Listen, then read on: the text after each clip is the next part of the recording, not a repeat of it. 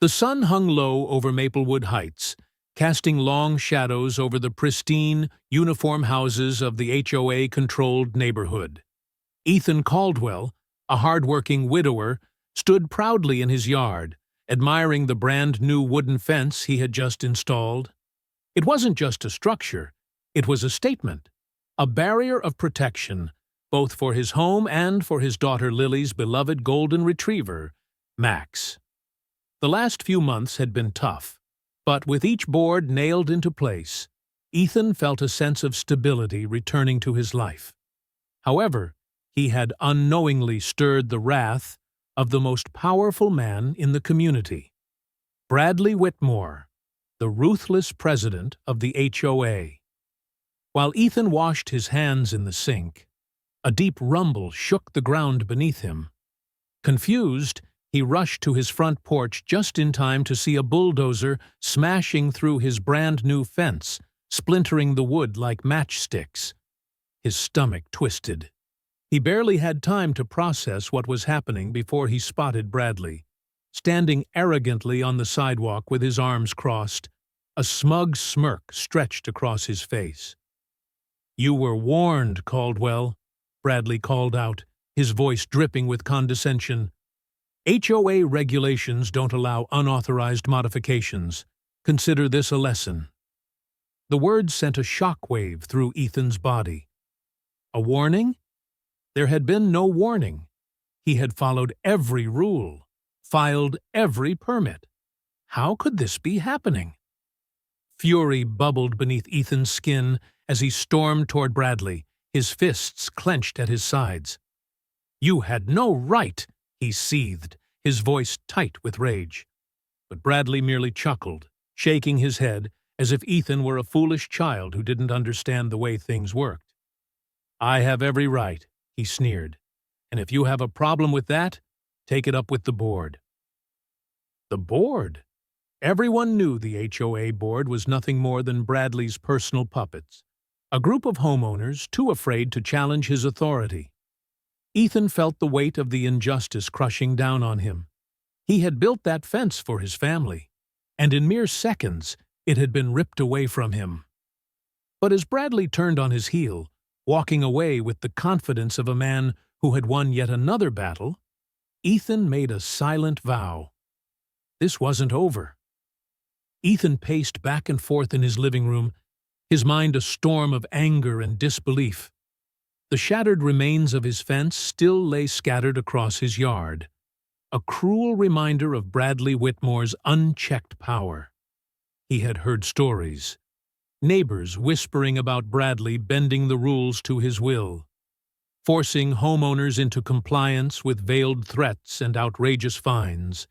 But now he was living it firsthand. His gut burned with indignation. He had followed every regulation, every bureaucratic hoop the HOA demanded, and still his property had been violated.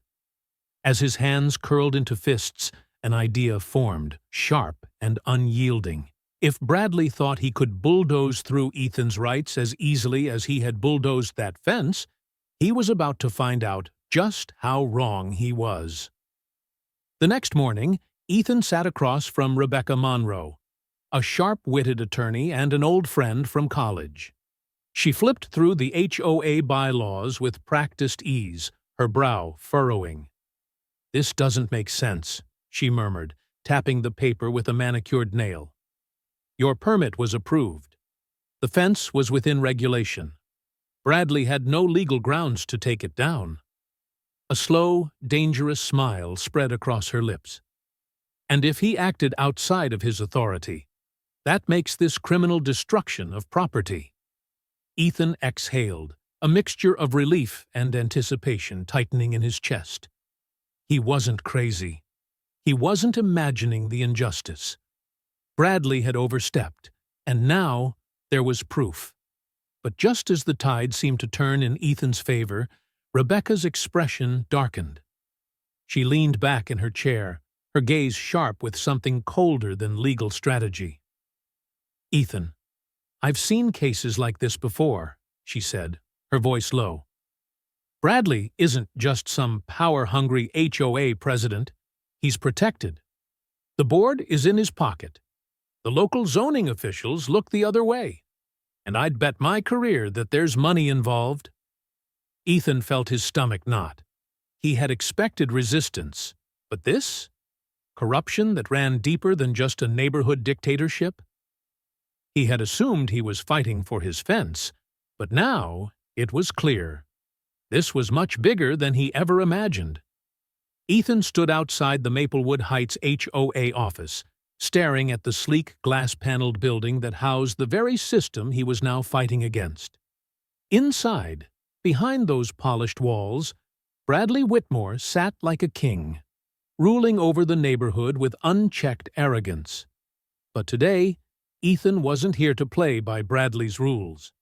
He clutched a folder in his hands, documents Rebecca had pulled, evidence that turned suspicion into undeniable fact. Fraud, embezzlement, property manipulation. It was all there, hiding in plain sight, buried beneath layers of forged signatures and falsified financial records. Bradley hadn't just overstepped with the fence. He had built an empire of corruption right under everyone's noses. Determined, Ethan pushed open the door, his footsteps echoing against the pristine marble floors. At the front desk, a young receptionist glanced up, her expression shifting the moment she recognized him. "Mr. Caldwell," she said, her voice hesitant. "Mr. Whitmore isn't taking meetings today." Ethan didn't slow. He marched past her desk, ignoring her protests as he stormed toward Bradley's office. The door wasn't even locked. The man didn't believe in obstacles. Inside, Bradley sat comfortably in his leather chair, swirling a glass of whiskey like he had all the time in the world. He barely looked up, a lazy smirk pulling at his lips. "Ethan," he drawled, "I was wondering when you'd finally come to your senses and accept how things work around here." Ethan threw the folder onto Bradley's desk, the papers spilling out like a dam breaking. "You're finished," he said, his voice sharp with conviction. "Fraud, illegal property seizures, misappropriation of HOA funds. I have everything I need to bring you down." For a brief moment, something flickered in Bradley's eyes, a crack in the carefully crafted mask. But then, just as quickly, it was gone. He leaned back, chuckling, his fingers tapping against his glass. "You think a few pieces of paper are enough to take me down?" he scoffed. "You have no idea who you're up against." Then, as if to drive his point home, he reached into his desk drawer and pulled out a manila envelope, one marked with Ethan's name. "You're not the only one with evidence," Bradley murmured. "The question is, how much are you willing to lose?" Ethan's pulse pounded in his ears as he stared at the manila envelope in Bradley's hands. The smug glint in the HOA president's eyes sent a chill down his spine.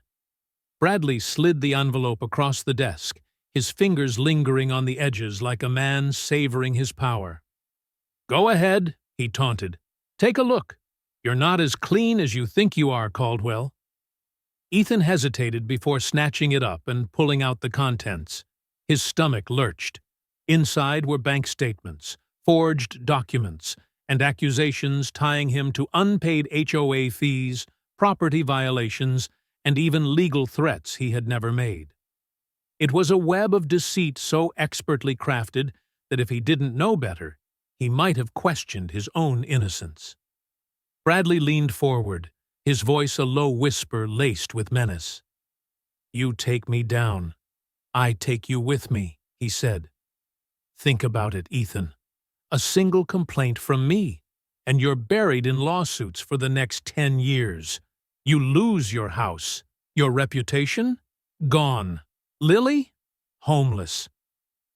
The air thickened with unspoken threats, each word driving deeper into Ethan's resolve. For the first time since this war had begun, doubt slithered into his mind. Bradley had anticipated this move. He hadn't just been one step ahead. He had built a trap, waiting for Ethan to walk straight into it. But then, from the doorway, a voice cut through the tension like a blade. "That's not going to happen." Ethan turned, his breath catching as Rebecca Monroe strode into the office, her heels clicking against the floor like a countdown to judgment. She held her phone up, the screen glowing with an active recording. "Everything you just said?" she said, her smile razor-sharp.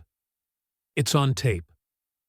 Bradley's face paled, the first real crack in his confidence. Ethan saw it, the moment the predator realized he had walked into his own snare. But it wasn't over.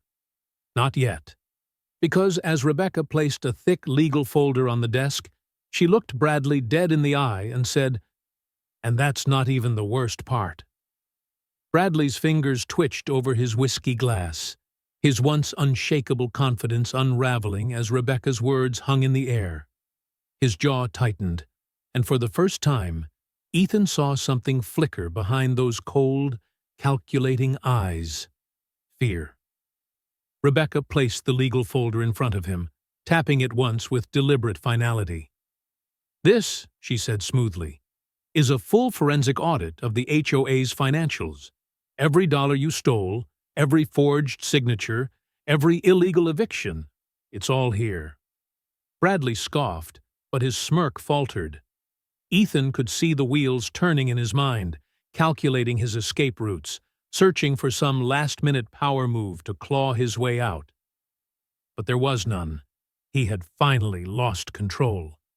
Ethan leaned in, his voice steady and unyielding. "You're done, Bradley. The HOA board is turning against you.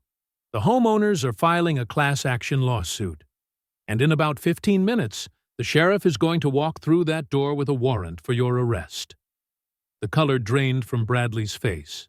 He lurched forward, grabbing the folder and flipping through the pages, as if sheer desperation could make the evidence disappear. But it was useless. His empire, built on lies and intimidation, was collapsing before his eyes. And just when Ethan thought Bradley might finally surrender, the man let out a sharp laugh, bitter and hollow. "You think this is over?" he spat, his hands shaking. "You think you've won?" A commotion erupted in the hallway. Footsteps, heavy and fast. The office door burst open, and 2 uniformed officers stormed inside. Bradley barely had time to stand before one of them grabbed his arm, yanking him back. "Bradley Whitmore, you're under arrest for fraud, embezzlement, and destruction of private property," the officer announced. As the cuffs snapped around his wrists, Bradley struggled, his eyes burning with rage. "This isn't over, Caldwell," he bellowed, his voice echoing through the office. "You have no idea what you've started." But Ethan didn't flinch. He simply stepped back, watching as Bradley was dragged out, his reign of terror finally at an end. And yet, deep down, Ethan couldn't shake the feeling that this fight wasn't over. Not yet. For the first time in months, Maplewood Heights felt different. The air was lighter, the tension that had suffocated the community slowly fading like a storm that had finally passed. With Bradley Whitmore behind bars and his corrupt reign dismantled, the HOA underwent a full investigation, revealing the depth of his crimes: embezzlement, document forgery, illegal property seizures. Homeowners who had once feared speaking out now stood together, reclaiming their rights, their homes, and their sense of security. Ethan watched from his porch as neighbors gathered in small groups, smiling, relieved, free. His own battle had come to an end. The fraudulent claims against him had been dismissed, thanks to Rebecca's relentless work. His home was safe, his name cleared, and his fence rebuilt, stronger than before. He ran his fingers along the smooth wood, feeling the weight of everything that had led to this moment. Lily ran across the yard, laughing as Max bounded after her, his golden fur catching the afternoon sun. Ethan exhaled, his shoulders finally relaxing. For so long, he had been fighting for his home, for his dignity, for justice. Now, at last, he could breathe. Rebecca approached, holding 2 cups of coffee. She handed him one, her gaze lingering on him longer than usual. "So," she said, a playful smirk tugging at her lips, "what are you going to do with all your free time now that you don't have to go to war with the HOA every day?" Ethan chuckled, shaking his head. "Maybe just enjoy the peace for once," he mused. But as he looked at her, the woman who had stood by his side through it all, he realized something. For the first time in years, his future felt open. Not just free from threats, but full of possibilities. As the sun dipped below the horizon, Maplewood Heights was no longer a battleground. It was just a neighborhood again, one where people could live without fear. And as Ethan took a slow sip of his coffee, watching Lily and Max chase each other through the yard, he knew one thing for certain: no one would ever take away what was his again.